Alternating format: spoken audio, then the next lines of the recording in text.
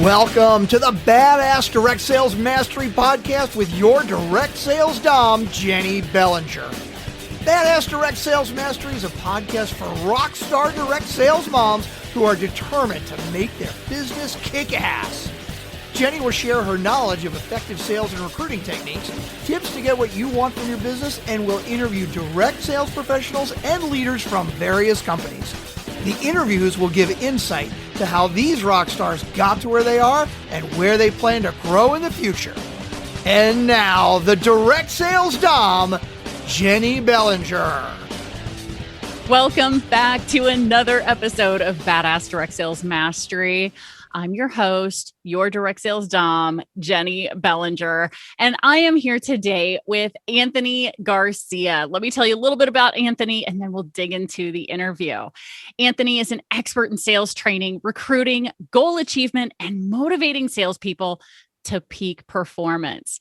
As an 18-year veteran of sales and sales leadership, Anthony has achieved top accolades in direct sales, business-to-business sales, and medical sales. He is the author of the international best-selling book, Catapulting Commissions, which has been endorsed by Selling Power magazine as one of the best sales books to read in 2021.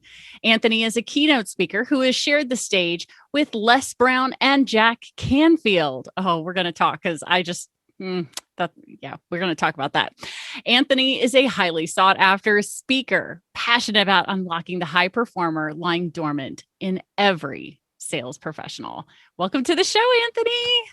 Jennie, thank you for having me. I'm incredibly humbled and excited to be here with your audience. Oh, yay. Well, the BDSM crew loves hearing from sales professionals because they all want to learn how to tweak and get better. And I apologize for my cat making an appearance in our video. I love it. It wouldn't be a BDSM show without a cat, so it has to be there. Oh gosh. So let's get started. Let's talk about this. How did you get into a sales career and now in the position where you're teaching others to improve their sales process? So, I have a full direct sales background. So have always been into sales. I think the very first thing I started selling, I was like 8 years old, selling pogs and video games. I had always was trying to sell something, and got into high school and was like, okay, what do I want to do with my life? And, career counselors, all these questions. And I'm like, I want to be a lawyer because I essentially what it was I had to sell my position or sell my belief. And so I was like, that's where I'm going to go. That's where I'm going to go. So, got into college, was like, okay, I'm going to be a lawyer. And then I was introduced to broadcast journalism, and someone was like, you have a great voice for radio. And so I was like, oh, you know what? I started doing radio in college, and that was fun. I'm like, okay, I'm gonna go in that direction. I didn't know what it wasn't really clear. Like, hey, where are you going to go? What are you going to do? I had a communications undergraduate degree, and I'm like, okay, I'm going to just see what my options are here when I graduate. Middle of college, somebody handed me a flyer for a sales opportunity. And it's a summer job. I played college football. The previous summer, I was a janitor in my church, and kudos to janitors. I did it, and it was something I was like, okay, I don't want to do this moving forward. It was a sales opportunity. So I took this flyer, went and started selling Cutco cutlery. And that's where I started my sales training, my sales background. This is nearly 19 years ago now, where I was completely immersed. I spent 6 years selling Cutco. I finished up selling Cutco with college, spent several years after I graduated college selling Cutco, managing the sales team. So when I tell people I cut my teeth in direct sales, I really did. Yeah. Then took it on and gone into business to business, medical sales, into all the way now where I'm consulting and coaching at my own organization now. That is awesome. And so through that whole process, you've obviously, and Cutco has an amazing training. I've seen a number of people come through there, and they are just rock stars, no matter where they end up, whether they continue with Cutco or anywhere else. So I think that's absolutely phenomenal. So as you've been going through and doing all this, you've written a book. Yes, ma'am. Tell us about the book. Catapulting Commissions. Yeah, no, I appreciate it. So the book is Catapulting Commissions, Achieving Your Next Sales Goal, or Achieve Your Next Sales Goal. And the concept and the premise of the book is this. There's a lot of sales trainers, sales coaches, sales methodologies out there. But what I really wanted to create with the book was a book that said, okay, I'm going to walk you through how to achieve the very next sales goal, the most challenging sales goal or a goal you've never hit before. We're going to go after this goal, but it's geared for a sales professional. So some have been like, this is a great goal setting book, but it's not truly goal setting. It's truly for salespeople, because I too walk through some strategic decisions to make as far as how to reverse engineer your goal, reverse engineer your activity. But I do spend some time discussing why I think SMART goals are dumb for when you want to have a good goal. I really do. Like, if you want to have a goal you're going to hit, the SMART goal algorithm is the worst. It's one of the dumbest things that exists, and it doesn't apply for big goals. So I wrote the concept. I wrote the book with the idea of, I'm going to teach someone how to achieve something in sales they'd never done before. And I did it after I achieved something that I had never achieved before. And it was a milestone in my personal income at the time was, okay, how can I cross $500,000 in income from my sales? And everything, I remember like my first $100,000 a year and the numbers kept getting higher and higher. And I'm like, okay, how can I cross this? And at that point in time, and I say this with full transparency, at that point in time, my highest income year was like 220, 230. I'm like, I'm going to go for my personal income to be over $500,000 for the year. How can I make this happen? And so I looked at everything that I was doing at the company I was working with, at the sales job I was in. I was like, okay. And I knew I had the opportunity to do it within this company. And I reverse engineered it. And I'm like, I'm going to go for this. Come hell or high water, I'm going to get there. And if I miss and I finish at 480, I'm still going to be happy. But the goal is 500. And so when I achieved that, I look back at what I did, and that's what I wrote in the book. Ah, I love it. So now any of you who are thinking about this, you definitely want to go check out Anthony's book. So we'll put the link in the show notes. BDSM crew, you guys know how this goes. Grab your phone as long as you're not driving. Click on the episode, scroll up, and you'll see the show notes, and we'll have a link to the book there for you. So Anthony's provided us a link for that. So as you've been going through and working with this, tell us some of the successes you've had with your clients, and what's your favorite success story with a coaching client where you've worked them through a sales conversation? Yeah. So I have a client that came and started working with me, really entry level sales. And she worked in corporate sales, and I can't disclose the name of the company, but we'll say she worked in a corporate B2B sales role. As she worked in a corporate B2B sales role, she was an associate level, ready to promote. So she had put in some of the work and wanted to get to the promotion to the next step to be a full line sales rep for her organization. So she reached out to me right when she was getting ready to promote. And I said, okay, let's talk about what you want to accomplish. And so same thing. And at the time, her income as an associate was between 45 and 55 grand. I'm like, okay, well, where do you want to go? She's like, I want to make 300 grand in the year. I'm like, okay, let's reverse engineer it.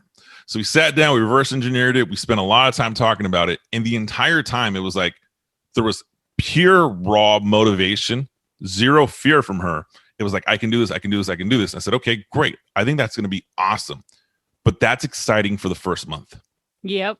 It's not exciting month 2. It's not month 6. If you're kicked in the face, like, this is not going to be fun and exciting. You're motivated because you and I are talking, we're engaging. And I tell people, I'm like, I will do a really good job of making you feel motivated.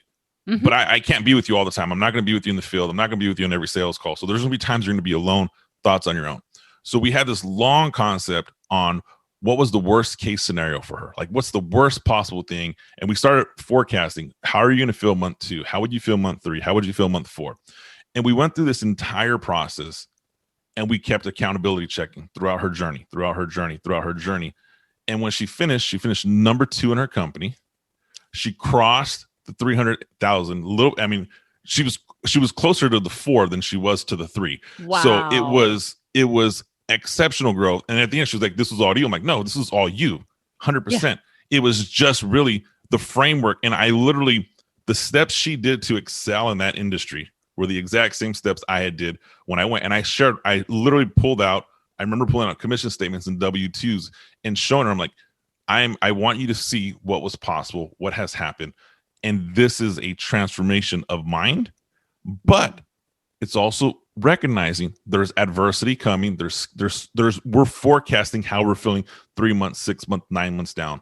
And I think that was one of the caveats that helped her be successful was we had that conversation. What's going to impact you 3 months down the road, 6 months down the road, and so forth.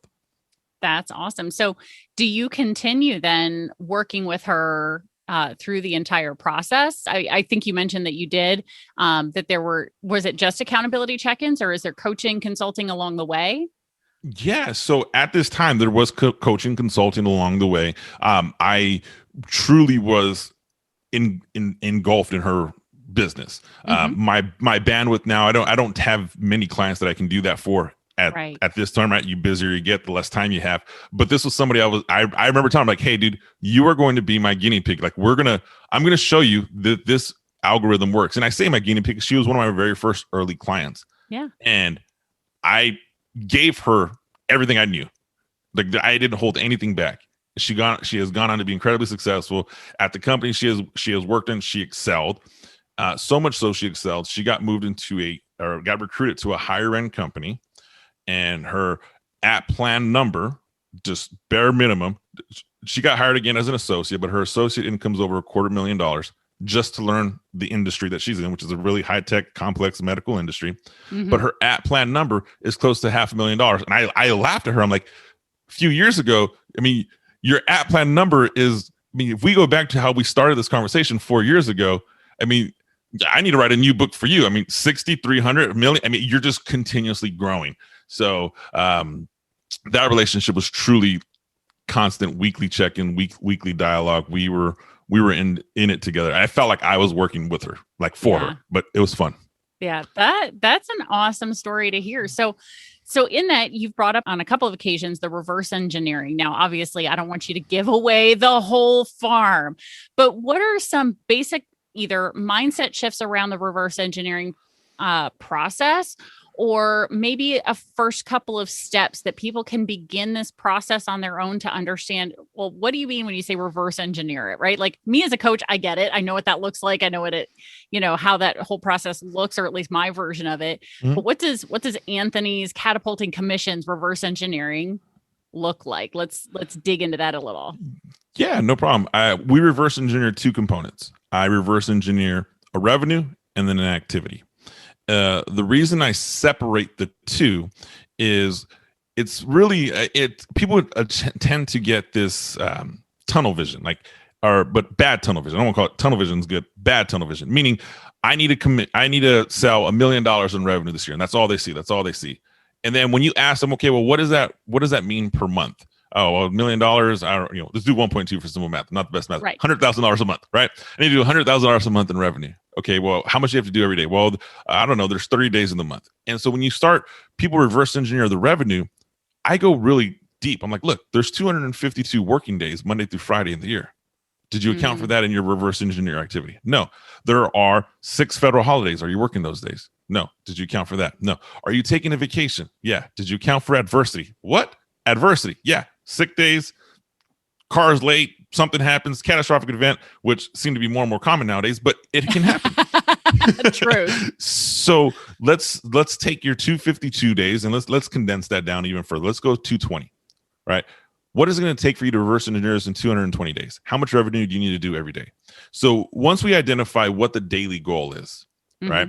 We can even break it down by hour, by call, by visit, how small it needs to go. And the question is often asked is, well, how much do I reverse engineer? I'm like, this is something you're not afraid of. So if you look at it and you're like, hey, I need to produce $2,500 a day, and that scares you, well, then you need to produce $1,250 within the next 4 hours. If that scares you, then you need to produce $300 before 10 a.m. I mean, you just keep going until the number no longer scares you. You do the same thing with the activity. The caveat with the activity portion is you have to understand what your sales metrics are. And if you're not tracking your sales stats, I mean, that can be a whole nother conversation. But I want to know, how many people have you spoken to? The purest form, and I feel like I'm an old school sales guy for saying this, but it's true. How many phone calls did I make? How many people did I speak to? How many appointments did I set? How many conversions did I get? That's like the basics of it. But now we add it for a digital age. How many emails did I send out? How many social media posts did I put? How many people's content did I start? I mean, I think we even started, before we recorded, I'm reverse engineering my activity for a program that I'm launching down the road. And I'm like, okay, you know what? I'm gonna send 50 contacts every day, and I'm gonna record it. And I don't know what my sales stats are in that category, but I won't know unless I start.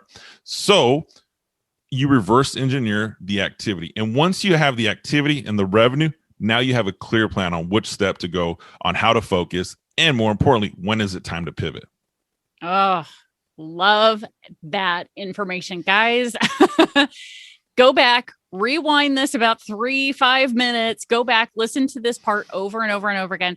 I have to say, I have two big takeaways from that reverse engineering process. First of all, reverse engineer it until it's a number that doesn't scare you, right? Something that seems doable. I love that tip. That is awesome.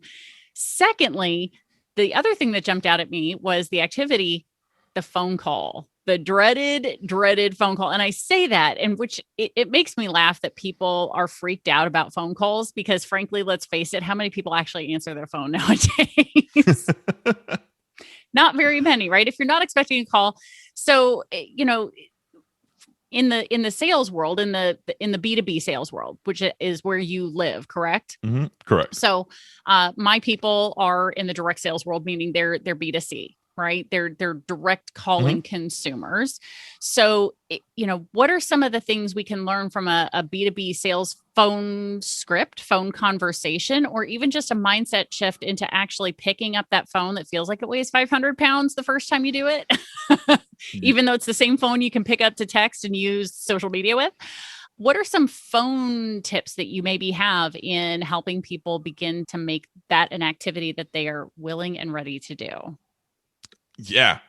Two things. One, make it a game. Two, expect the no. And here's why. One, if you make it a game and you're just saying, look, I need to make 50 phone calls a day. It's just a game. I mean, here's the simplest, again, I'm going to go old school on you, but I remember having an Excel sheet that I created and I just put the numbers 1 through 50, and every phone call I would make, I just cross off 1, cross off 2, cross off 3, cross off 4. And I was like, okay.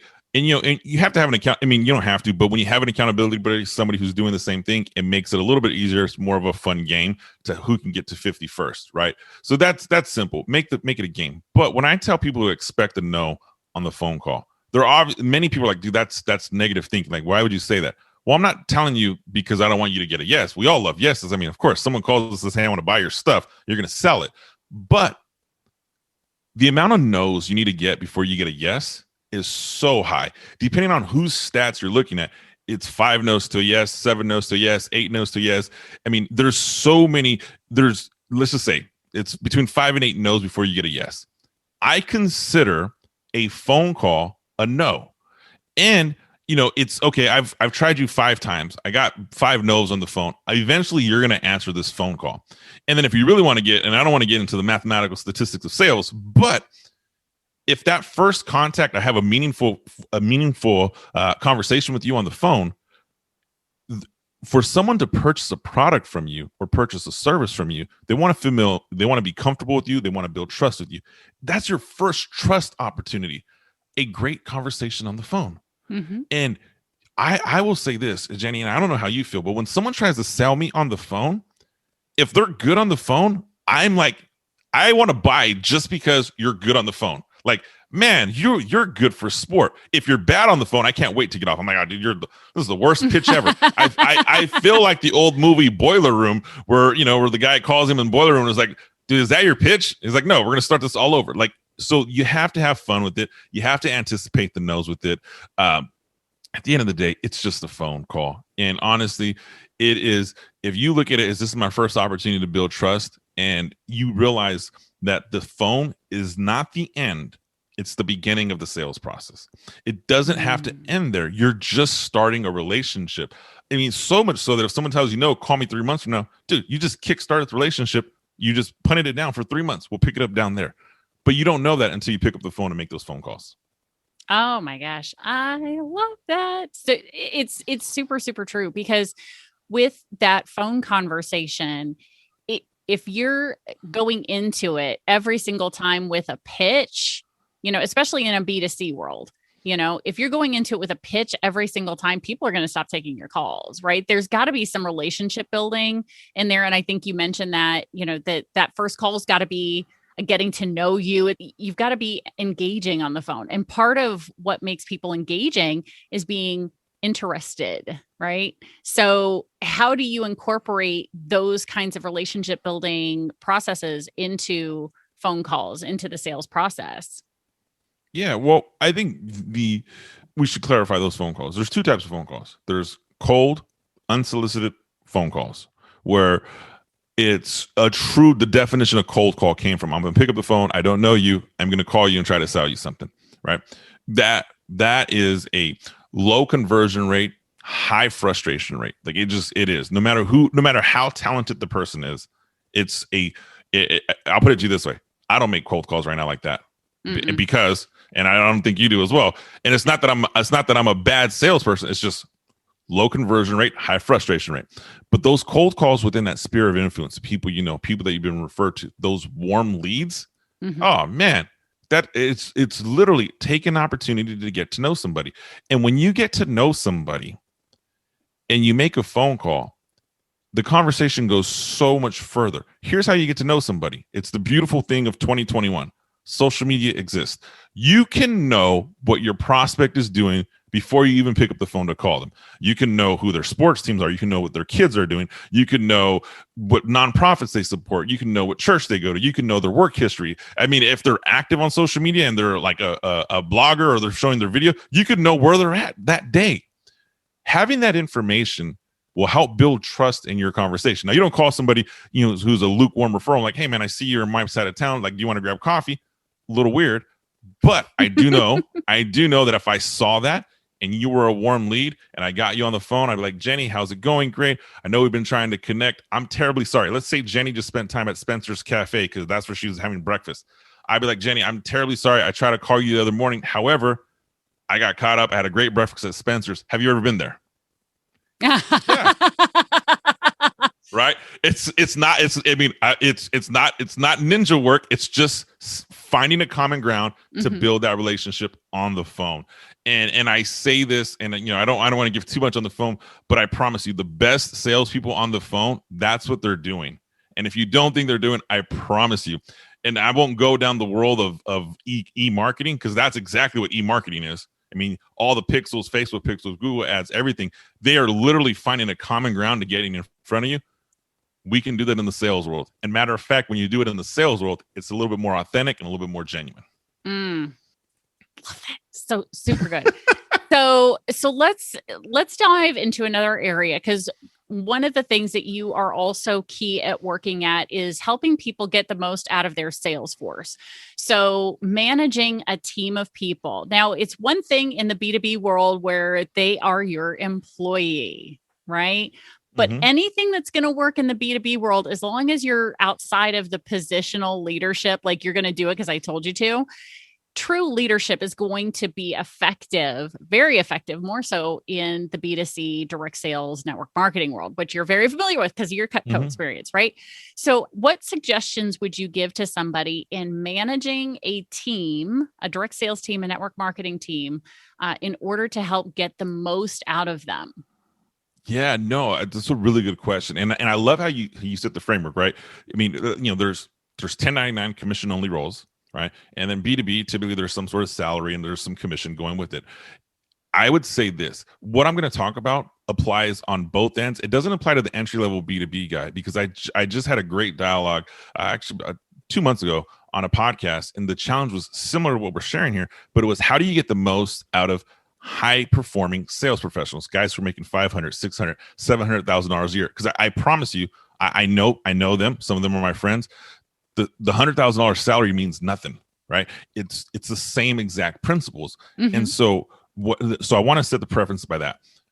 To get the most out of your sales team, you have to realize one thing: what your opportunity is. Whether my opportunity is selling Mary Kay, Kirby Vacuums, Cutco. I can go on the list of direct sales, or selling software such as Oracle, Salesforce.com, or selling almonds. I mean, I live in the Central Valley of California. I know almond sales reps who make 7 figures. Whatever it is, it's just a vehicle. Once you as a sales leader, as a manager, realizes this is a vehicle, what's the destination? So to get the most out of somebody is to help them get to the destination using the vehicle you have. And we always want to be like, The money's not the destination. And that's where people make a mistake. It's like, hey, and even so much so now, every now and then I get an occasional, not every now and then, I often get pitched in my inbox, Instagram, LinkedIn, Facebook, etc., on some opportunity. Hey, how could you benefit from an extra $1,000, $5,000 a month? That's great. But the money's not the vehicle, right? That is for that type of relationship. If you work with me and I'm responsible for helping you get there, Jennie, it's a simple conversation. Let's manage you to your dreams. Tell me let's talk about what you want to get out of your life. And once you realize that, you just use the vehicle. And sometimes that vehicle has to make a pivot. Sometimes it has to make a change in direction. But as long as you're always together in the vehicle, you'll grow. So I'm a big believer in getting somebody what they want out of their life.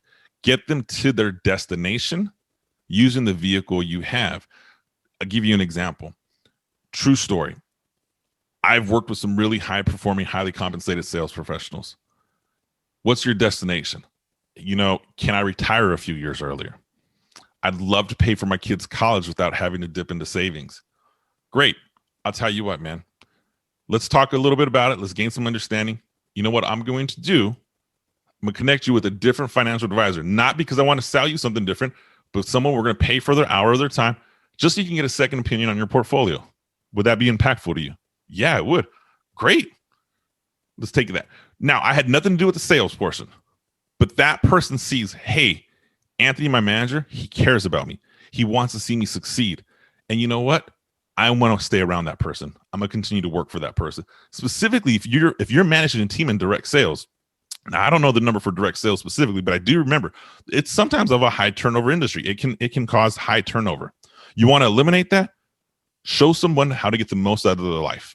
Sometimes it's going to be selling more of your products or widgets. Sometimes it's going to be a little bit of personal development, but it's always going to be on the relationship. It's always the relationship. And where we go wrong as sales leaders, we think the relationship's driven on money, and it's not.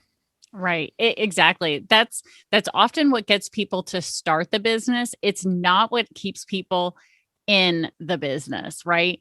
One of the things I regularly am telling my clients is when I ask the question, what motivates you? And they try and give me the answer. Well, money motivates me. I'm like, really? Because to me, money is a piece of paper or a number on my digital bank statement on my phone. That's what money is right now. The important thing is, what does the money do for you, right? Which are those things like you said, Anthony, I want to retire early. I want to pay for my kids' college. I want to be able to do all things without pulling that out. I want to pay for in mom's cases, many times it's I want to pay for a vacation for our family that doesn't come out of my husband's salary or, any of those kinds of things. So getting to that motivation is really important. And then helping them get there as a leader. So I think, yes, that's exactly it. Because you've been in that position before. So you've obviously showed that out. So I think that's phenomenal. Continuing to go forward with this. So you mentioned turnover, right?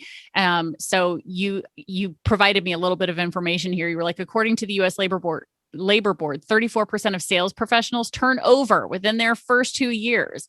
Well, the numbers for direct sales is 90% in 5 years. It's wow. Insanely high, right? So, about 10% of people are still in the business after their first 5 years. So what can an individual do to be able to increase their chances of success and making it into that 10% and then eventually to their top 1%? Yeah, I would say this. Specifically with direct sales, you're commission only. It's the equivalent, with all honesty. You talked about money is just a number on a bank statement, number just on a ticker, right? If anybody's into stocks, I'm into stocks. It's just a number on my brokerage account. If I sell my stocks, if I get rid of my financial investments too early, I lose. If you quit your direct sales process too early, you lose. If you're in that position, like, okay, I need to get to a certain point. I need to get there. I want to be part of this 10%. You have to realize something. Set the expectations clearly up front. What's my expectation year 1? What's my expectation year 2? And I'm going to steal a Tony Robbins quote because I think it's appropriate. People will often overestimate what they can do in 1 year, but they're going to underestimate what they can do in 10 years. And when it comes into the world of direct sales, the reason I would see people leaving direct sales, and I remember managing people, I would always say, like, what were your expectations here, right? And we do a good job. I got to be honest with you. I've been in direct sales. We do a good job at highlighting that 1%. This is what's possible. This is the opportunity that's there. And I love that because it shows what's possible, which is why I'm a big fan. Well, let's see the journey. Let's talk through the journey. So to get somebody, if you're a manager and you want to have somebody stay there, if you're a sales rep and you want to get through there, set clear expectations along the way. 2, chop wood, carry water. And it's a really old analogy, heard from a sales manager many years ago, right? I look back, if I was, I'm a large, broad-shouldered male. If I was alive 100 years ago, and I was living with my family, and we were out on a farm or living somewhere, and I had one job to do, it would be to chop wood and carry water. Chop the wood, bring it down, carry water from the well, repeat the process over and over again. Because without the wood, we'd freeze and die. Without the water, we would die. So I just had to put the reps in. Do it in the same thing in your business. Chop wood, carry water, put the reps in. Show up every week, do the same amount of calls, same amount of scheduled calls, because sometimes you want to do more, sometimes you want to do less. As long as it's scheduled in advance, I'm all for that. But if you start to chop wood, carry water, and you put the reps in, eventually you create a sustainable ecosystem. That is what keeps you from year 1 to year 10 in direct sales, year 10 to year 20. There is growth that can happen. We just stop putting the reps in.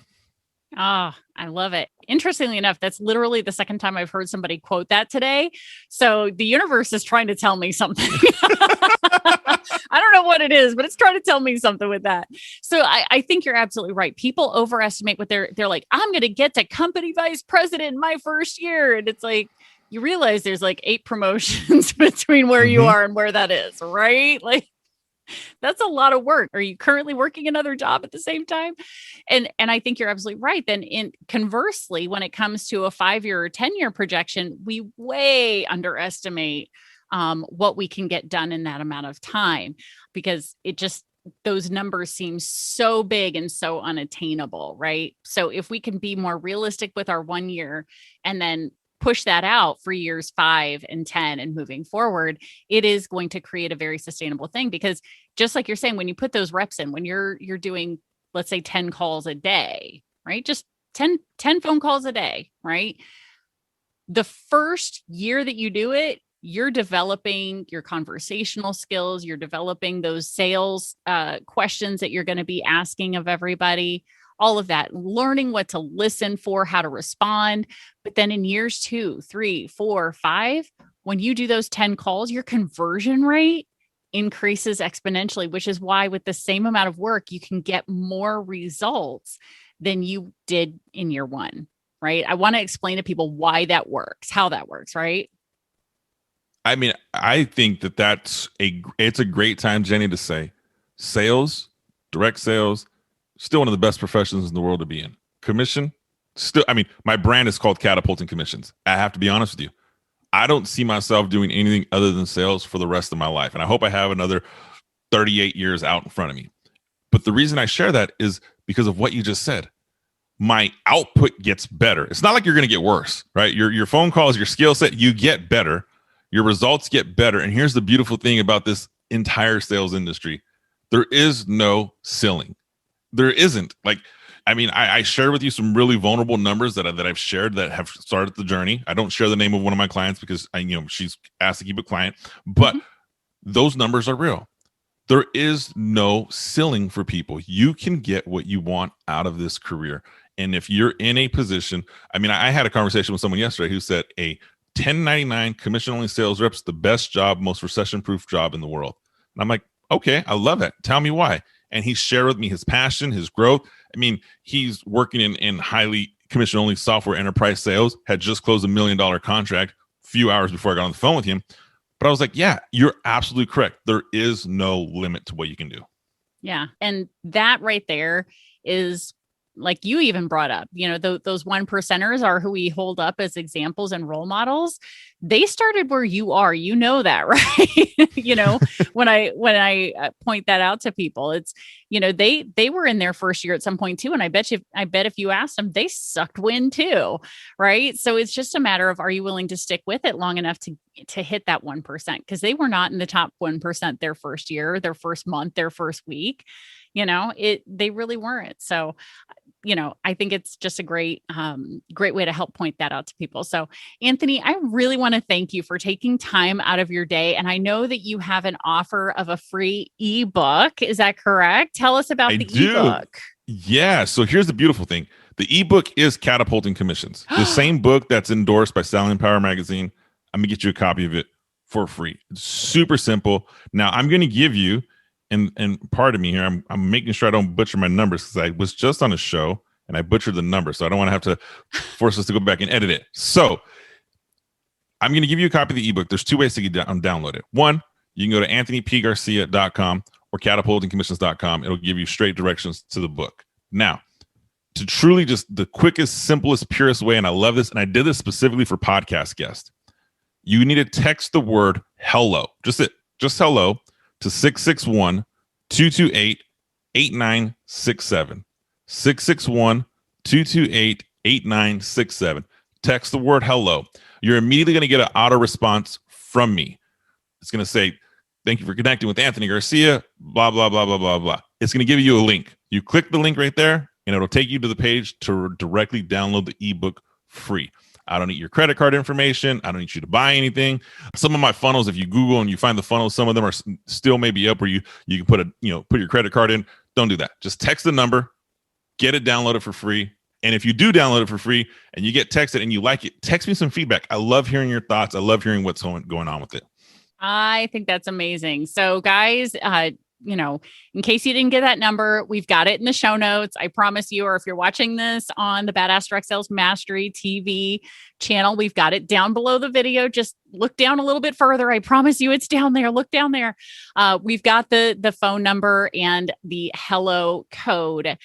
Just basically say hello to Anthony and you're going to get a free copy of the book sent directly to your phone, which we all know we've got our phone in the palm of our hands at all times. So Anthony, thank you again for being here and sharing this information, this knowledge with everybody. I think, my BDSM crew is going to be very thankful for all of this information. We really appreciate you. Thank you so much. No problem, Jennie. I'm so humbled and excited to be here. I love what you're doing with the sales community. So thank you for having me. Oh, thank you so much. And BDSM crew, you guys know how this goes. Stay tuned because there's another badass episode on its way. Thanks for listening to the Badass Direct Sales Mastery Podcast with your direct sales dom, Jennie Bellinger. Why are you waiting to go to badassdirectsalesmastery.com? Don't make the dom get her whip. If you enjoyed this episode, make sure to share it with another rock star that you know in direct sales after you subscribe to the podcast so you won't miss any future episodes. You can also check out the show notes for links and any contact information mentioned in today's episode. We'll see you next time.